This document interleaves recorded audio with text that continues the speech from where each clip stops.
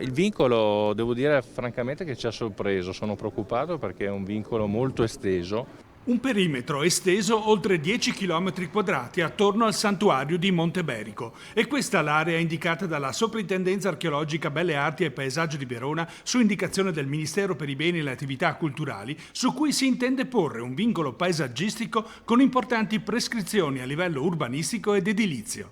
Perché se siamo d'accordo che vanno assolutamente valutate e condivise la tutela degli ambiti che sono magari delicati, come può essere la Villa della Rotonda, andare a porre un vincolo che occupa di fatto un sesto del territorio comunale, bloccandolo e quindi passando tutto per la soprintendenza, vuol dire di fatto bloccare tantissime opere.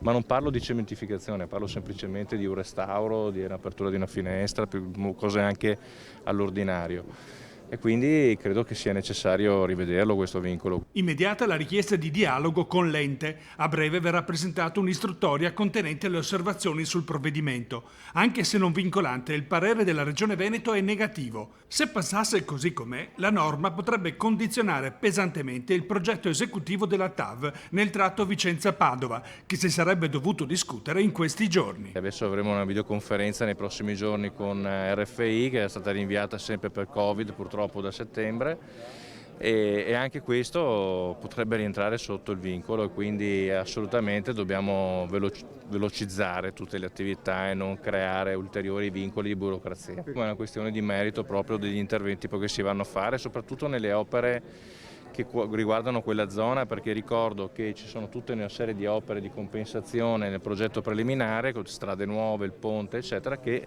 ricadrebbero sotto questo vincolo.